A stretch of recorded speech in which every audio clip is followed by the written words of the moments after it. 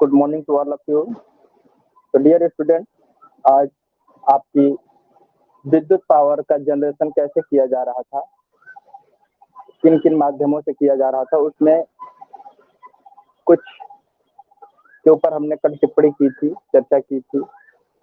जैसे मैं wind power के ऊपर हमने बताया था कि कैसे विंड पावर से, विंड एनर्जी से विद्युत शक्ति का उत्पादन होता है, और वाटर सोर्स के द्वारा कैसे विद्युत शक्ति का उत्पादन होता है। और एक पॉइंट आपको और बताया था कि ईंधन के द्वारा, फ्यूल के माध्यम से और डीजल के माध्यम से किस तरीके से विद्युत शक्ति का उत्पादन होता है। अब अगली कड़ी में आपको हम न्यूक्लियर एनर्जी के बारे में बताएंगे कि न्यूक्लियर एनर्जी के द्वारा कैसे विद्युत शक्ति का उत्पादन किया जाता है। तो चलिए साथ साथ में नोट डाउन भी करते चलिएगा, लिखिएगा।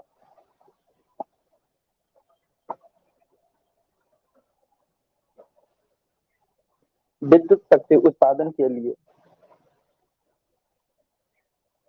इलेक्ट्रिक पावर जनरेशन के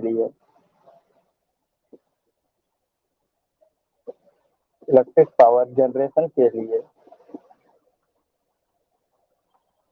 नाभिकीय ऊर्जा एक बहुत बड़ा या एक बहुत के लिए नाभिकीय ऊर्जा एक प्रमुख स्रोत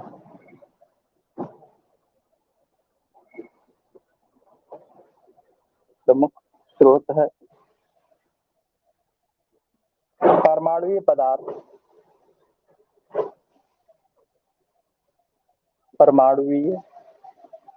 पदार्थ के नाभिकीय विखंडन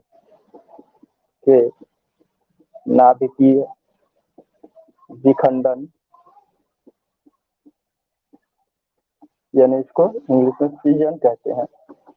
नाभिकीय विखंडन को फ्यूजन कहते हैं। से उत्पन्न ऊष्मा का प्रयोग करके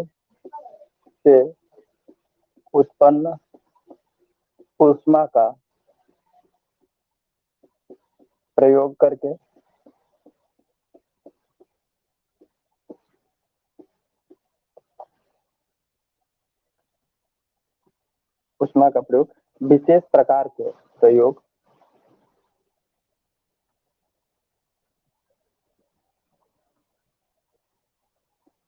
विशेष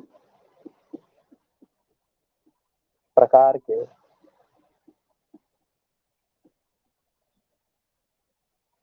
ऊष्मा विनियमित्रों यानी हीट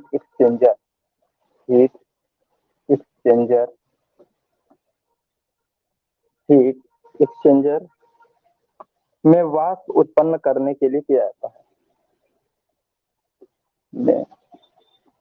स्टीम को उत्पन्न करने हेतु किया जाता है। किसका? न्यूक्लियर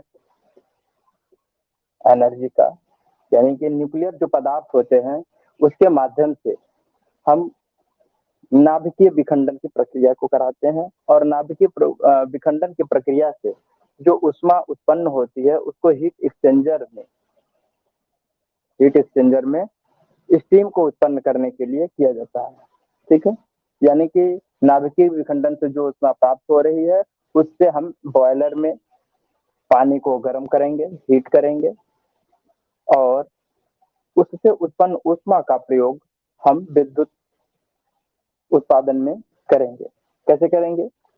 जब ये ऊष्मा उत्पन्न हो जाती है, आगे ले लिखिए, उत्पन्न वाष्प, स्टीम जो है, इस वाष्प अर्थात स्टीम, ठीक है, उत्पन्न वाष्प को वाष्प टरबाइन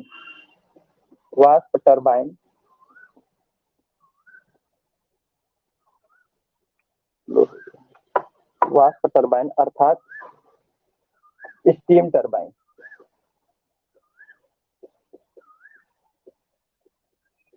स्टीम टरबाइन को चलाने में किया जाता है। स्टीम टरबाइन को चलाने में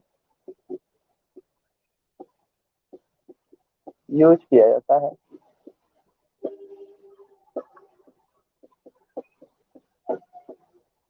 ठीक है, अब स्टीम टरबाइन के द्वारा स्टीम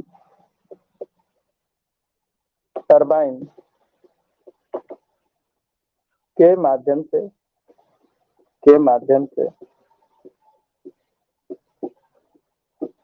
विद्युत जनित्र यानी इलेक्ट्रिक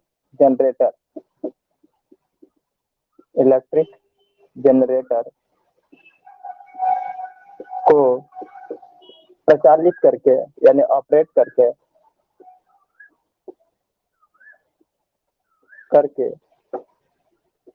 इलेक्ट्रिक पावर का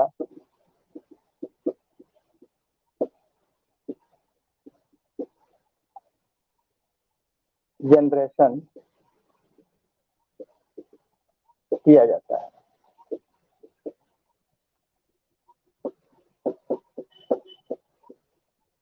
ठीक है,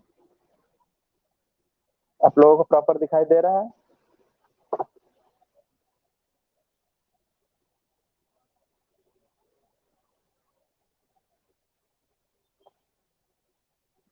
अब इसी में आगे लिखिएगा,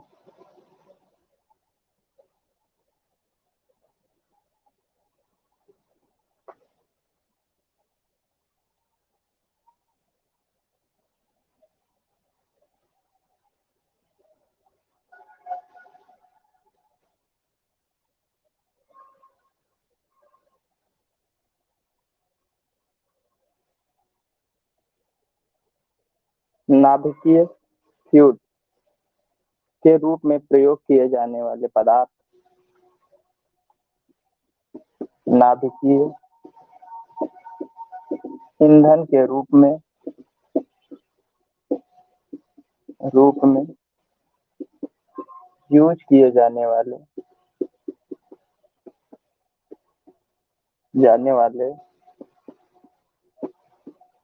पदार्थ थोरियम एवं यूरेनियम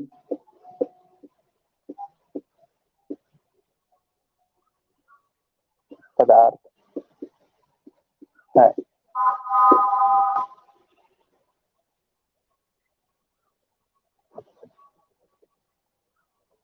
एक और नोट कर लीजिए, प्लूटोनियम भी है। प्लूटोनियम यूरेनियम टूटने के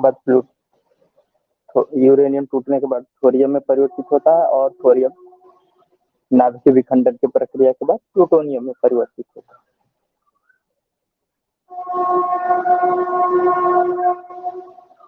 गणना करने से ज्ञात हुआ यानी कि गणनात्मक आधार पर गणनात्मक आधार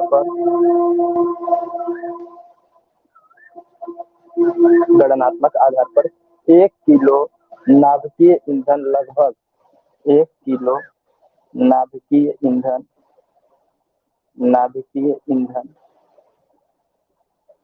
लगभग, ठीक है, लगभग कोयले के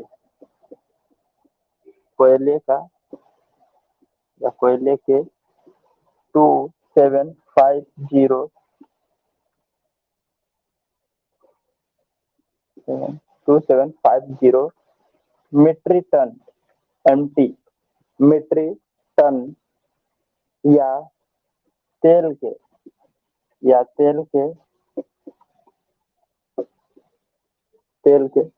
220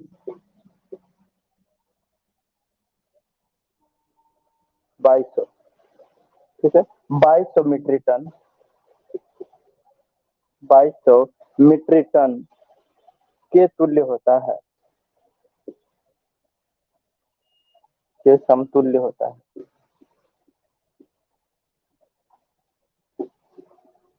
यानी कि 1 किलोग्राम नाभिकीय फ्यूल के माध्यम से हम कोयले के द्वारा 2750 मीट्रिक टन कोयले के द्वारा जितना एनर्जी हम प्राप्त करते हैं, या तेल के माध्यम से 2200 मीट्रिक टन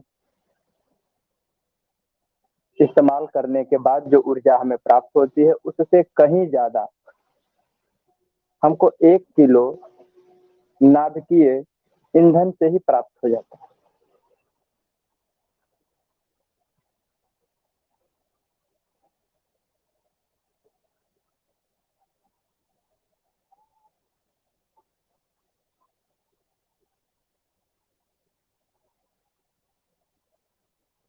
यहाँ तक नोट डाउन हो गया, इसको रफ करें।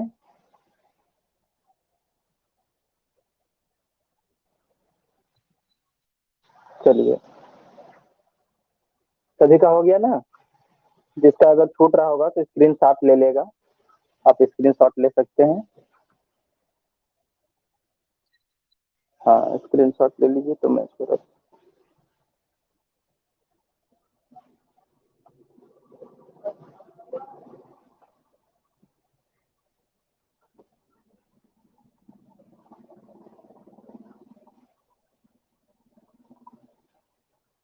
चले,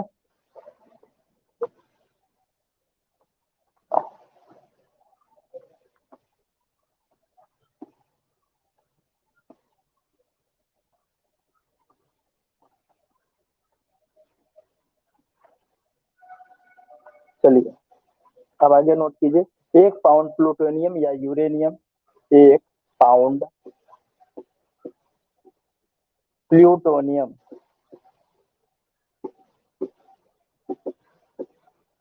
या 1 पाउंड प्लूटोनियम या यूरेनियम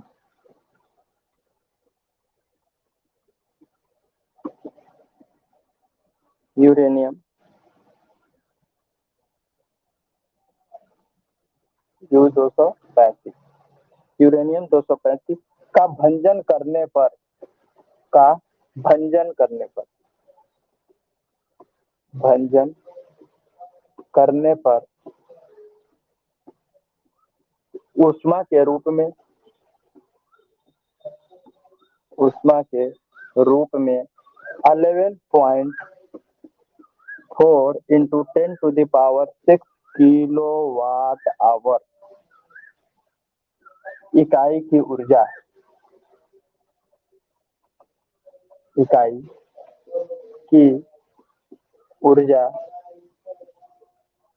प्राप्त होती है।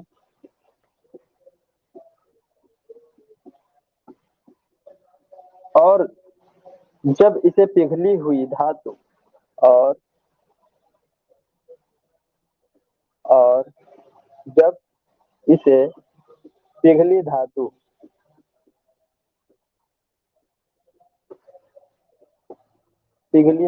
तथा ऊष्मा पिघली धातु तथा ऊष्मा विनियमित्र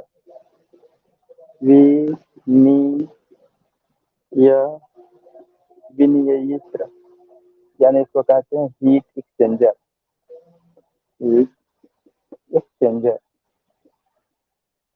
हीट एक्सचेंजर के माध्यम से वाष्प टरबाइन में भेजा जाता है। हीट एक्सचेंजर के द्वारा स्टीम टरबाइन को भेजा जाता है, सेंड किया जाता है।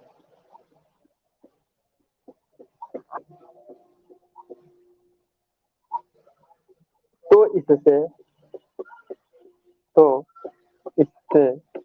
2.5 into 10 to the power 2.5 into 10 to the power 6 से 3.5 into 10 to the power 6 kilowatt hour तक विद्युत ऊर्जा इलेक्ट्रिक पावर उत्पन्न की जा सकती है।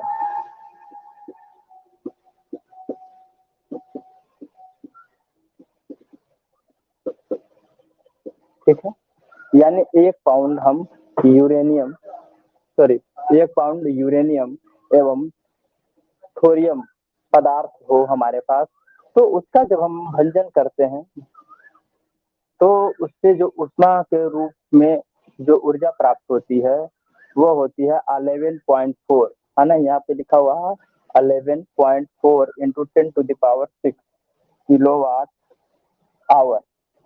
ठीक है, ये विद्युत शक्ति का यूनिट है। ठीक है, किलोवाट आवर में किलोवाट आवर इकाई की ऊर्जा प्राप्त होती है। और जब इसे पिघली धातु या हीट एक्सचेंजर के माध्यम से प्रयोग करते हैं तब जाकर के जो स्टीम बनती है उसको स्टीम टरबाइन पे जब हम सेंड करते हैं तो इससे जो हमको विद्युत शक्ति का उत्पादन होता है उसकी इकाई है 2.5 इंटू 10⁶ से 3.5 इंटू 10⁶ किलोवाट आवर।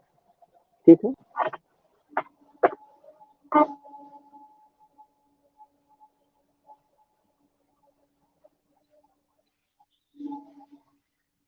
क्या 1 पाउंड बराबर, जरा उसको सब कीजिए। 1 पाउंड में ज्यादा से 1 किलोग्राम के समथिंग समथिंग कुछ आएगा।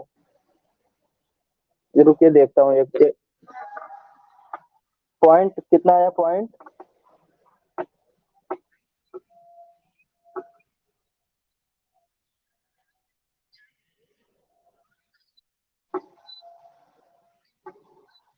अच्छा, मतलब 0.453 ग्राम आया है, मतलब लगभग हाँ 400 450 ग्राम के लगभग, है ना। तो अगर हाँ तो हम नोट कर दें यहाँ पे ग्राम में 450 ग्राम। आप हाँ आपने देख लिया ना डिटेल। तो 1 पाउंड बराबर हमारा लगभग 450 ग्राम के लगभग आ रहा है। ठीक है, हम चलिए।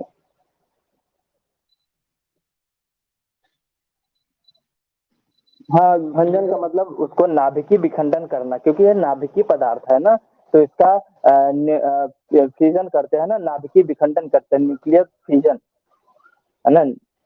तो नाभिकीय विखंडन के बाद प्राप्त होता है। इसको हम जैसे कि कोयला वगैरह बर्न करते थे वैसे इसको बर्न नहीं करना है। इसको न्यूक्लियर रिएक्टर में क्या करते हैं कि न्यूट्रॉन की बमबारी करा करके नाभिकीय विखंडन करते हैं ना, 1 से 2, 2 से 4, 4 से 8, 8 से 16, इस तरीके से नाभिकीय विखंडन होता है उसमें। ठीक है, हाँ एक्सचेंज,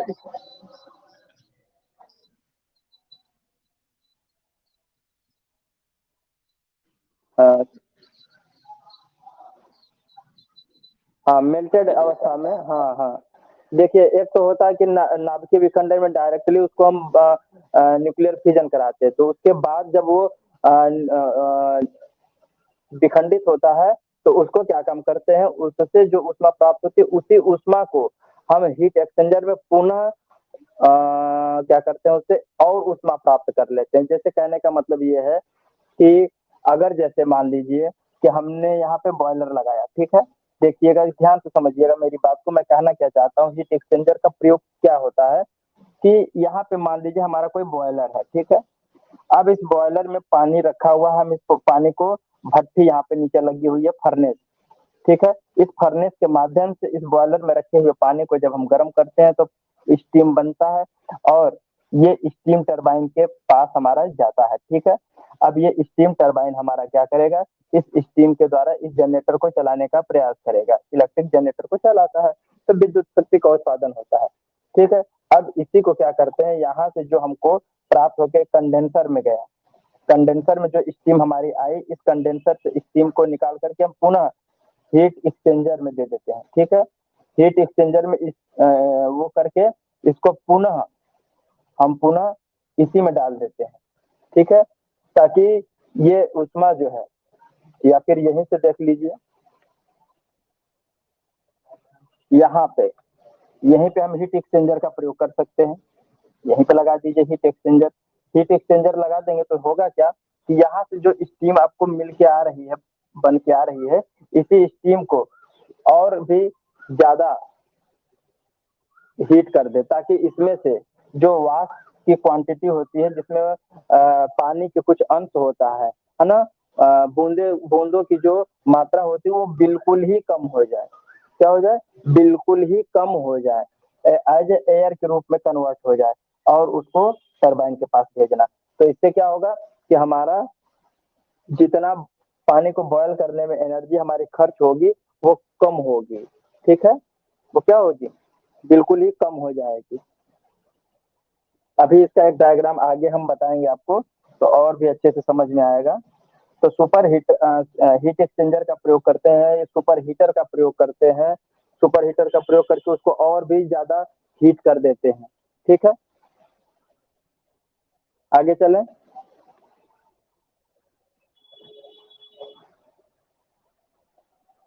अब ये इसमें एक चीज और नोट कर लीजिएगा, ये चीज तो सबसे पहले नोट करनी चाहिए थी, लेकिन ये थोड़ा सा बाद में दिया हुआ है, ये थोड़ा बाद में दिया हुआ है, लेकिन इसको पहले ही नोट करना चाहिए। चलिए लिखिए,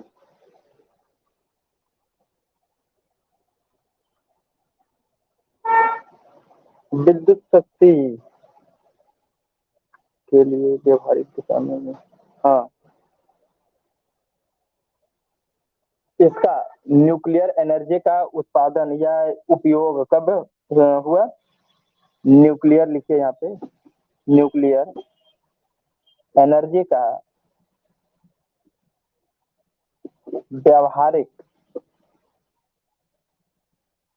व्यवहारिक प्रयोग सन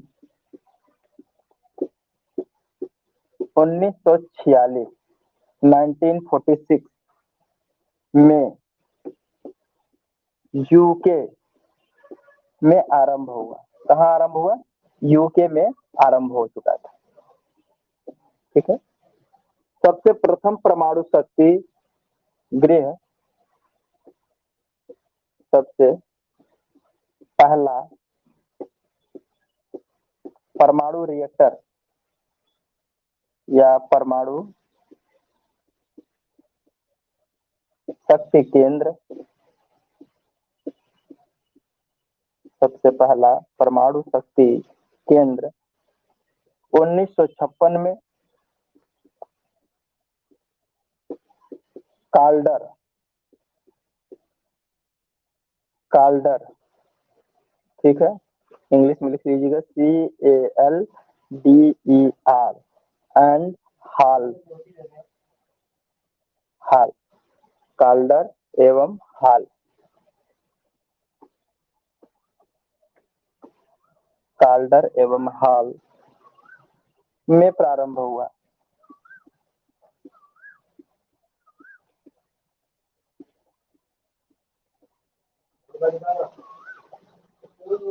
ठीक है, और इसी में आपको एक काम दे दे रहा हूँ। अच्छा, काल्डर और हाल कहाँ पड़ता है, जरा इसको ढूंढिएगा तो। ये काल्डर कौन सी जगह पे पड़ता है, कौन से देश में है? अब आगे क्या इसमें नोट कराना है? बस इतना ही जानिए, बाकी इसका अभी तो बहुत डिटेल में इसमें बताना है। इसमें मॉडरेटर का प्रयोग होता है, फीड वाटर का प्रयोग होता है, ग्रेफाइट का यूज होता है, और हैवी वाटर का भी इस्तेमाल होता है। तो ये डीप जब इसका एनालिसिस करेंगे या डीप में जब इसकी चर्चा करेंगे तो वहाँ पे पूरा विधिवत लिखा देंगे। यहाँ पे बस केवल हम बेसिक जानकारी आप लोगों को दे रहे हैं कि किन किन माध्यमों से विद्युत शक्ति का उपयोग कैसे होता है। ठीक है, ये एक प्रकार से इंट्रोडक्शन वाला ही चैप्टर है आपका पहला। इस पूरे किताब का सारांश आपको पहले चैप्टर में ही मिल जाएगा कि आपको क्या क्या चीजें पढ़नी है और क्या क्या चीजें किन किन माध्यमों से विद्युत शक्ति का उत्पादन हो रहा है। अच्छा, आगे कुछ बेहद इंपॉर्टेंट पॉइंट लिखिएगा नाभिकीय एनर्जी से संबंधित, क्योंकि ये कभी कभी एग्जाम में पूछता है, ये कंपटीशन लेवल के एग्जाम में भी पूछ देता है, तो इसको थोड़ा सा विशेष तरीके से नोट करिएगा ताकि आपको आज ही याद हो जाए। ठीक है, इस चीज को आज ही याद कर लीजिएगा ताकि बार बार इसको याद करने की आवश्यकता न पड़े।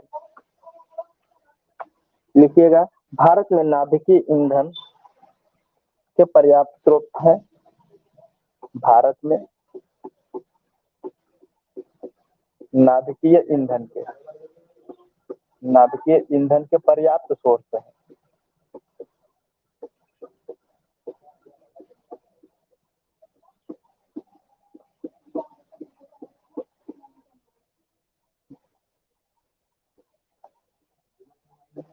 देखिए, तारापुर में जो परमाणु रिएक्टर है, तारापुर तारापुर में कितना है? 380 मेगावाट। 380 मेगावाट। ठीक है, अब उसके बाद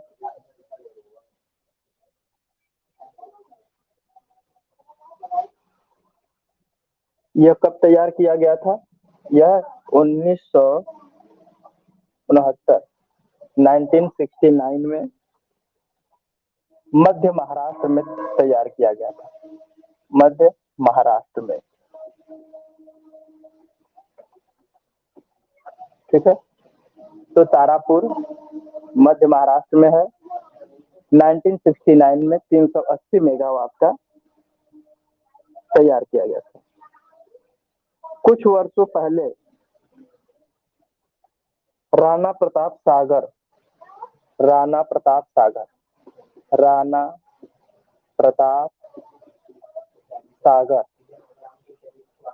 ठीक है, राणा प्रताप सागर जो रिएक्टर का बनाया गया था वो 200 मेगावाट का था। इससे कुछ वर्षों पहले ही बनाया गया था। कुछ वर्ष पहले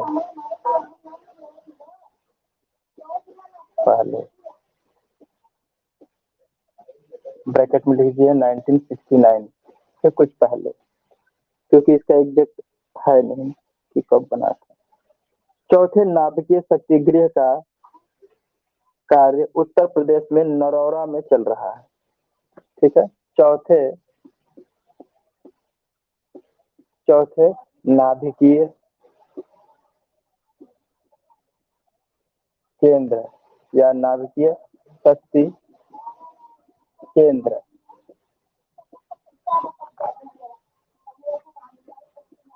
के रूप में कहाँ पे हो रहा है? नरौरा। ये कहाँ पे है? उत्तर प्रदेश में। उत्तर प्रदेश में। देखता हूँ कितने मेगावाट का है।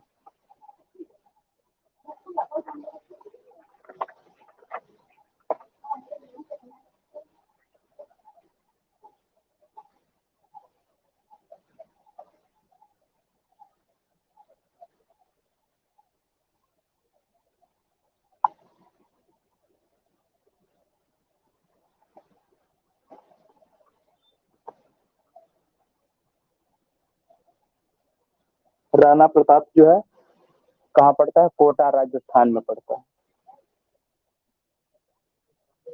यह आपका पड़ता है राणा प्रताप वाला। यहाँ पे ये हटा करके लिखिए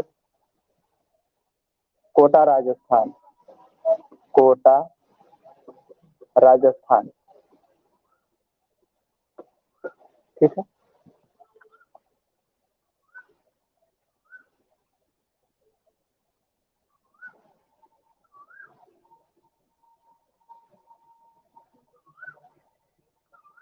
पहला परमाणु केंद्र तारापुर हो गया। दूसरा वाला आपका हो जाएगा राणा प्रताप। ठीक है, तीसरा वाला आपका है, तीसरा नीचे लिख दे रहा हूँ, चौथा पहले लिख चुका हूँ। तीसरा देखिएगा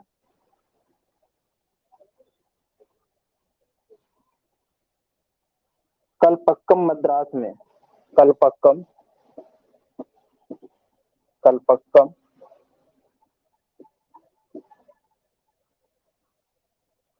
460 मेगावाट। मद्रास। और चौथा नरौरा में हो ही गया, उत्तर प्रदेश। 470 मेगावाट का, 470 मेगावाट, उत्तर प्रदेश, बुलंदशहर।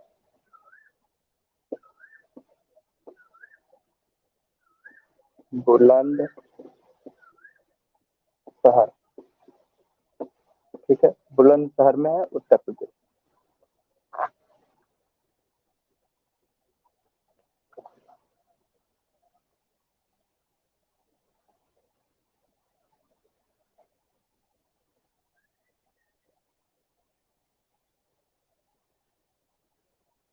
ठीक है,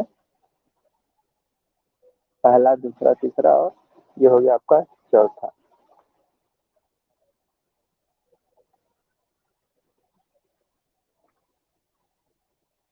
अब आगे आपको लेकर चलते हैं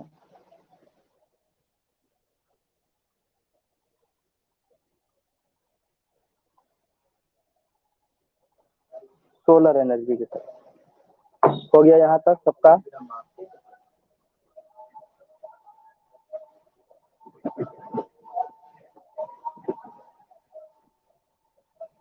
चले आगे।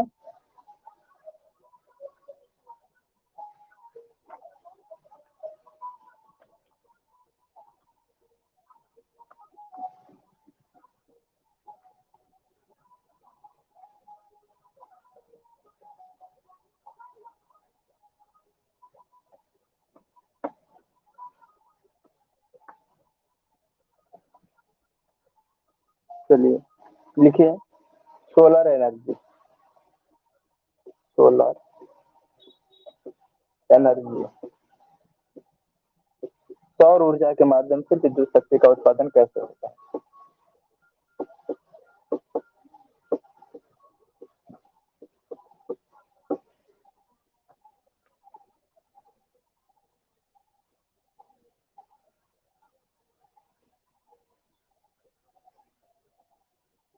लिखिएगा, सौर ऊर्जा का एक बहुत बड़ा भंडार है। सूर्य, सूर्य ऊर्जा का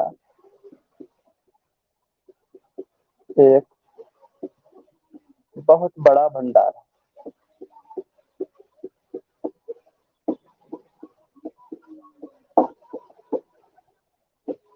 है। पृथ्वी पर सूर्य की उष्मा ऊर्जा, पृथ्वी पर सूर्य की उष्मा ऊर्जा, सूर्य की उष्मा ऊर्जा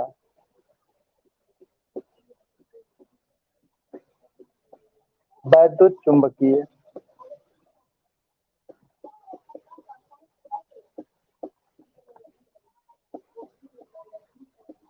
वैद्युत चुंबकीय विकिरण, वैद्युत चुंबकीय विकिरण,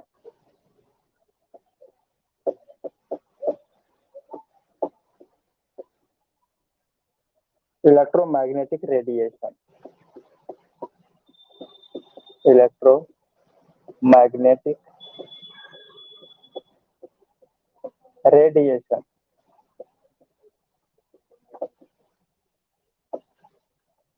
ठीक है, इलेक्ट्रोमैग्नेटिक रेडिएशन या किरणों के रूप में सीधी पहुंचती है, या किरणों के रूप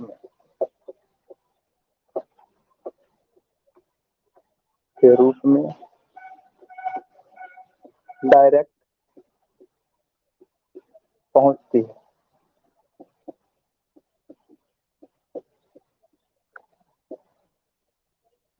हमारी पृथ्वी सूर्य से लगभग, हमारी पृथ्वी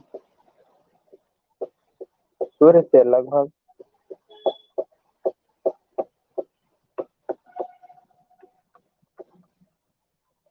15 करोड़ किलोमीटर दूर है, 15 करोड़ किलोमीटर दूर है।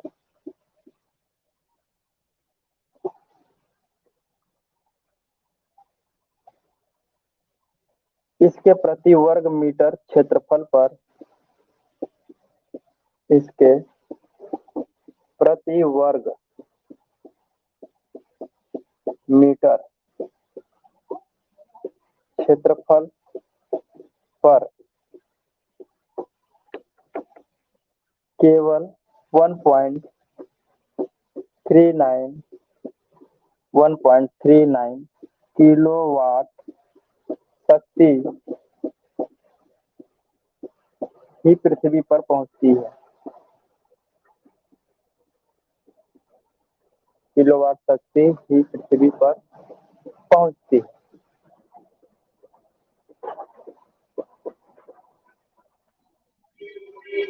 क्या चीज?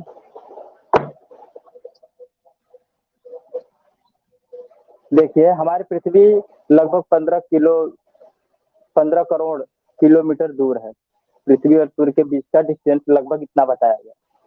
इसके प्रति वर्ग मीटर क्षेत्रफल यानी कि प्रति वर्ग यानी कि 1 मीटर है ना, 1 मीटर का जो वर्ग होगा, वर्ग कहने का मतलब 1 मीटर लंबाई, 1 मीटर चौड़ाई, फिर 1 मीटर चौड़ाई, फिर 1 मीटर लंबाई, कुल मिला जुला के एक वर्ग बनता है ना।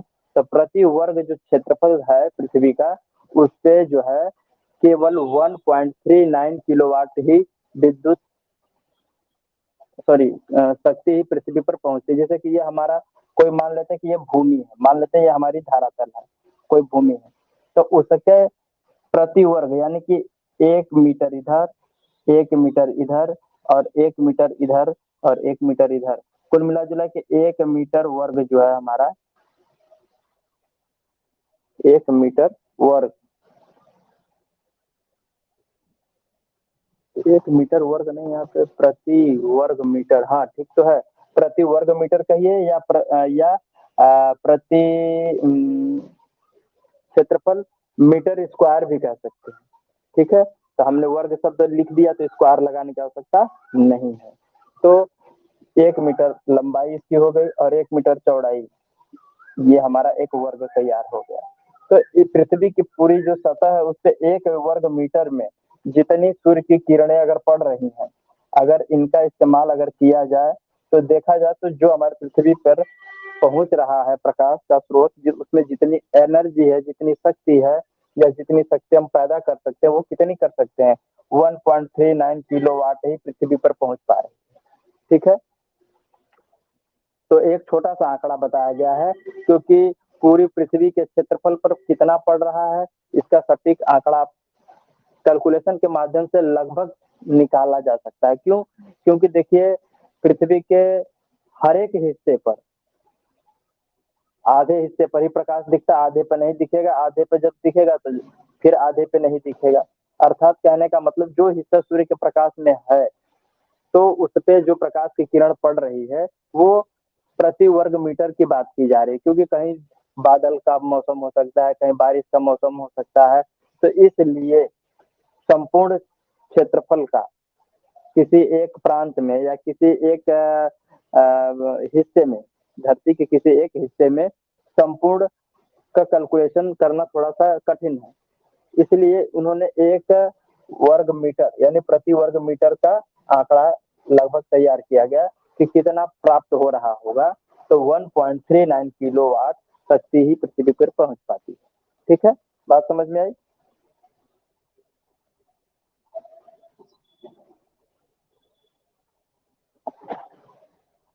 अब आगे चलते हैं।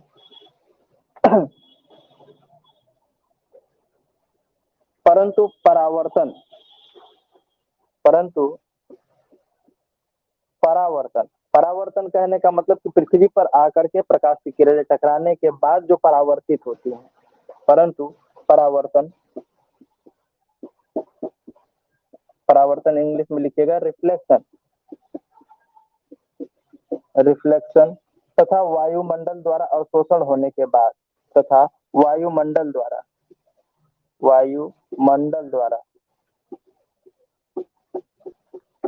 शोषण के कारण, शोषण ने अवशोषण लिखी है। अवशोषण का मतलब वायुमंडल की बहुत सारी लेयरें होती हैं, उन लेयरों को क्रॉस करके ये किरणें पहुंचती हैं तो कुछ प्रकाश लेयर द्वारा अवशोषित कर लिया जाता है, के कारण, अवशोषण के कारण कम होकर इसका मान 1 किलोवाट, इसका मान,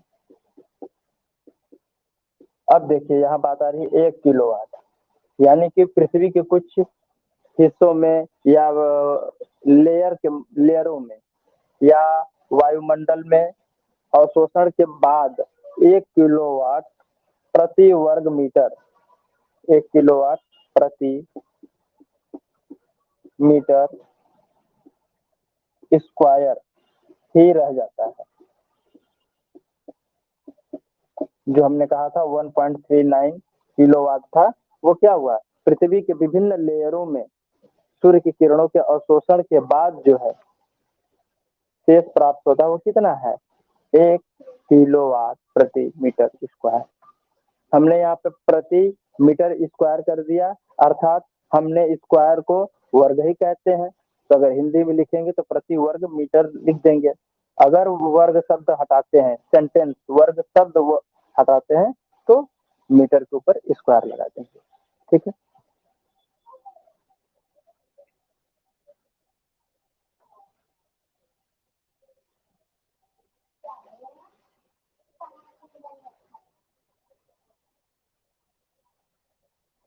लेकिन जो हमारे पृथ्वी पे 1 किलोवाट प्रति मीटर स्क्वायर के हिसाब से प्राप्त हो रही है, यही इतना काफी है हमारे लिए कि हम इसका भी सही तरीके से इस्तेमाल नहीं कर पा रहे हैं। अगर इसका हम सही तरीके से इस्तेमाल कर लें, हमारे पास ऐसी टेक्नोलॉजी हो जाए कि ऊर्जा की, सूर्य की ऊर्जा जो हमारी पृथ्वी पर आ रही है उसका पूर्णतः इस्तेमाल कर लें, तो हमारे पास ये यूरेनियम, नाभिकीय ऊर्जा वगैरह सब जो तरीके हम अपना रहे हैं विद्युत शक्ति के उत्पादन के लिए, बल्कि ये उसके आगे फीके पड़ जाएंगे, है ना, हमें सूर्य के द्वारा ही प्राप्त हो जाएगा, लेकिन हमारे पास ऐसी टेक्नोलॉजी अभी नहीं। चलिए अब आगे चलते हैं। तो सूर्य के द्वारा, सोलर एनर्जी के द्वारा ऊर्जा को प्राप्त करने के कौन कौन से तरीके हैं, कैसे कैसे हैं, किन किन विधियों का प्रयोग करके हम सूर्य की ऊर्जा के द्वारा विद्युत शक्ति का उत्पादन कर रहे हैं, जरा इसके बारे में देखते हैं वो विधियां कौन कौन सी हैं।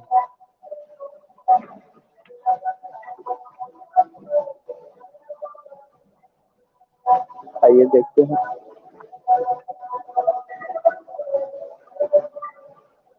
सौर ऊर्जा द्वारा शक्ति प्राप्त करने के, सौर ऊर्जा द्वारा शक्ति प्राप्त करने के, शक्ति प्राप्त करने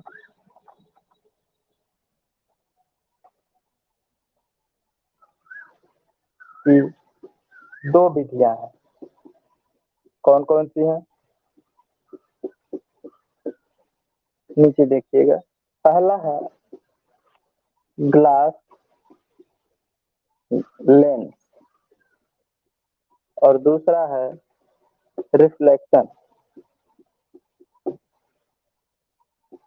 रिफ्लेक्शन रिफ्लेक्शन को कहते हैं परावर्तक,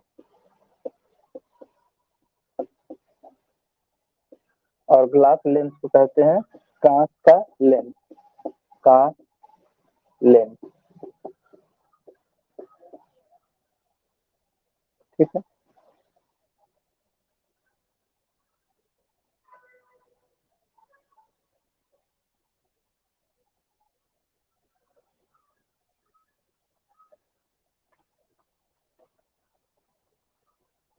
कांच वाले विधि में क्या होता है,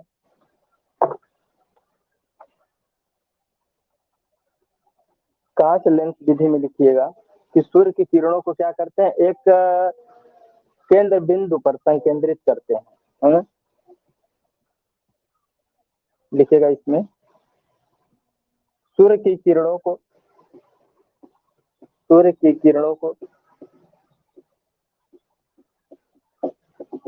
किरणों को एक नाभिक बिंदु, नाभिक बिंदु, इंग्लिश में कहते हैं इसको फोकल पॉइंट, फोकल पॉइंट नाभिक बिंदु पर संकेंद्रित करते हैं। जैसे हम लोग बचपन में क्या करते थे, आप लोग किए होंगे कि नहीं पता नहीं, लेकिन हम लोगों के समय में किसी ने हमको लेंस पकड़ा दिया था, तो लेंस को जब हम सूर्य के रोशनी में जब रखते थे और नीचे एक पेपर रखते थे, तो नीचे एक पेपर का टुकड़ा इस तरीके से हम लोग रख लेते थे और उसके ऊपर लेंस को जब हम ला करके इस तरह लगाते थे, तो क्या करता था, सूर्य की किरणें जो इस सरफेस पे पड़ रही थी वो नीचे जा करके एक केंद्र बिंदु पर केंद्रित हो जाती थी और पेपर क्या होता था, जलने लगता था धीरे धीरे, है ना। तो हम उसको संकेंद्रित कर देते थे, यानी कि एक लेंस हो गया हमारे पास और इस पे सूर्य की किरणें पड़ेंगी तो वो क्या करेगा, एक केंद्र बिंदु पर आकर के एक संकेंद्रित करते थे और ये नीचे क्या है हमारे पास, पेपर का टुकड़ा है, ये क्या होता था, जलने लगता था।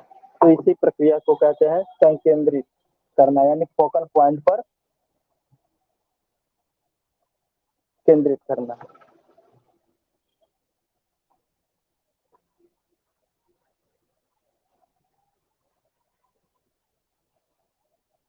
इस बिंदु पर उपलब्ध अत्यधिक ऊष्मा द्वारा संकेंद्रित किया जाता है, लिख लीजिए, संकेंद्रित किया जाता है, आगे लिखिएगा इसी में। इस बिंदु पर उपलब्ध, इस बिंदु पर उपलब्ध उपलब्ध ऊष्मा द्वारा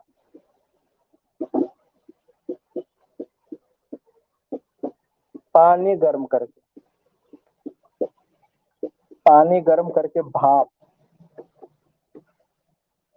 बनाई जाती है, भाप बनाई जाती है। इस भाप का प्रयोग, इस भाप का प्रयोग, इस भाप का प्रयोग टरबाइन के साथ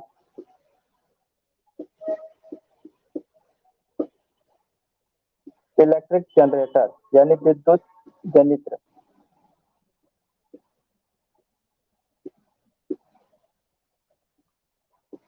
को चलाने एवं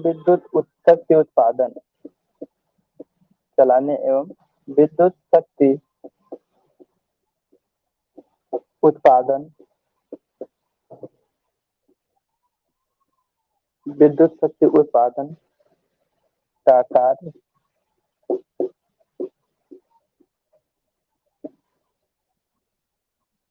विद्युत शक्ति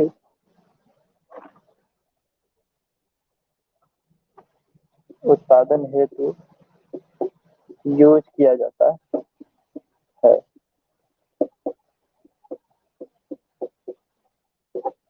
ठीक है,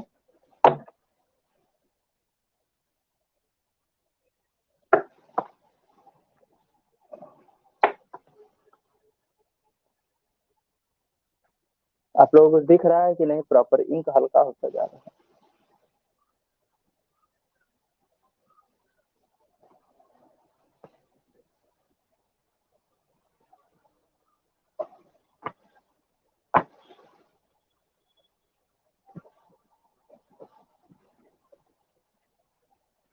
अब आगे चलते हैं, एक इसका फिगर बनाते हैं,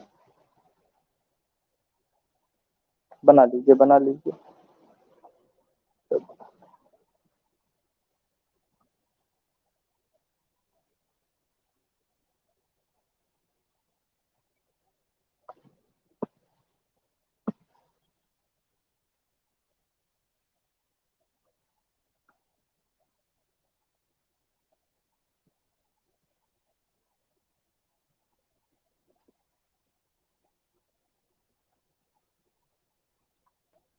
अब चलिए परावर्तक विधि के बारे में देखिए।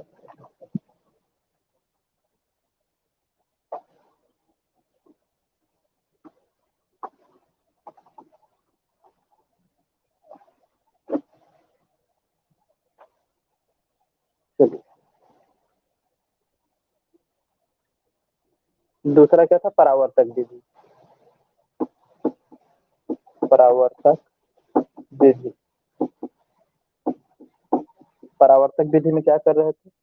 परावर्तकों के उपयोग से परावर्तन के सिद्धांत पर, इसमें परावर्तन के सिद्धांत पर, परावर्तन के सिद्धांत पर सूर्य की किरणों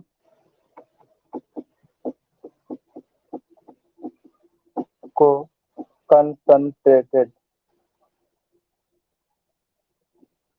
रेटेड कंसंट्रेटेड किया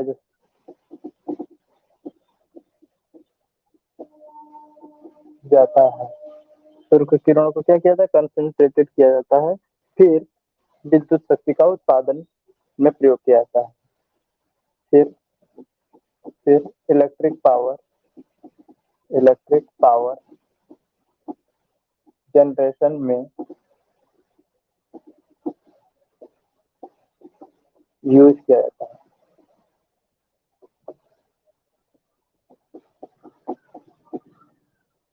ठीक है, कंसंट्रेटेड करेंगे, फिर उसके बाद उपर्युक्त विधि जो थी उसके उसी अनुसार करेंगे। कंसंट्रेटेड करेंगे तो जाहिर सी बात है कि जिस सेंटर पॉइंट पे पड़ेगा प्रकाश, तो वहां पे कंसंट्रेट होने के बाद पानी को गर्म करने के विद्युत शक्ति का उत्पादन कर सकते हैं। देखिए परावर्तक विधि में कैसे होगा कि इस तरीके से एक परवलयिक टाइप का होगा, एक इस तरीके से कुछ परवलयिक टाइप का हमारे पास परावर्तक होगा। सूर्य की किरणें जब इस पे पड़ेंगी, सूर्य की किरणें जब इस पे पड़ेंगी, पड़ने के बाद ये परावर्तित होंगी और किसी एक बिंदु पर जाकर के मिलेंगी। ठीक है, परावर्तन के बाद किसी एक सेंटर बिंदु पर जाकर के मिलेंगी और इस सेंटर बिंदु पे जो हमारा सूर्य की ऊष्मा का जो अंश प्राप्त होगा, उसके माध्यम से हम पानी को गर्म करेंगे और जब हमारा पानी गर्म हो जाएगा तो उस गर्म पानी का इस्तेमाल हम भाप के रूप में करते हैं। पानी गर्म होगा तो जाहिर सी बात है कि भाप बनेगी और उस भाप का इस्तेमाल हम स्टीम टरबाइन को चला करके इलेक्ट्रिक पावर का जनरेशन कर सकते हैं। ठीक है, और आगे देखते हैं इसमें क्या चीजें और बची खुची हैं।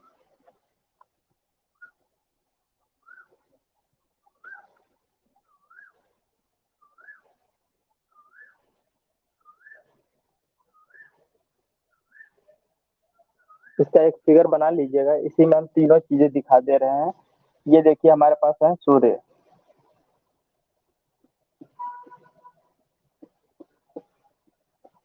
ठीक है, ये हमारे पास सूर्य है और इनसे जो रेडिएशन निकल के आ रही है, किरणें आ रही हैं, ये कुछ इस तरीके से आ रही है। ठीक है, ये देखिए सूर्य की किरणें आ रही हैं पृथ्वी पे आ रही हैं। अब हम इसके बीच में एक लेंस लगा देते हैं। क्या लगा दिया हमने? एक हमने लेंस लगा दिया। ठीक है, इस लेंस पर जब सूर्य की किरणें पड़ती हैं तो पड़ने के बाद सेंट्रलाइज करके बाहर दिखा देता है। ऐसे जब सूर्य की किरणें इस लेंस पर पड़ी तो क्या हुआ?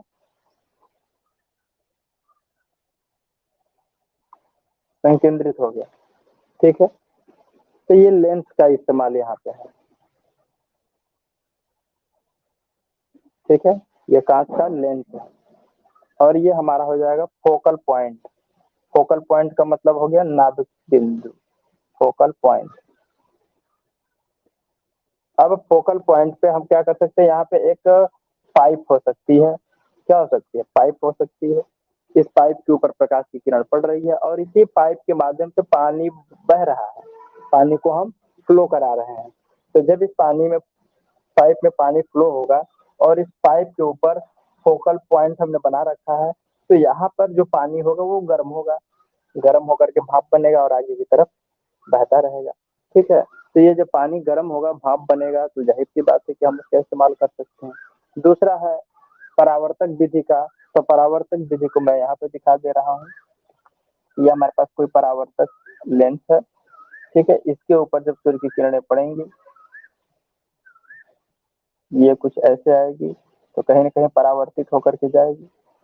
इस पे कुछ ऐसे आएगी जो कि परावर्तित होकर के एक पॉइंट पे जा रही है, ये आ रही है, ये भी एक पॉइंट पे जा रही है, ये हर चीज परावर्तित होकर एक पॉइंट पर जाकर मिलती है।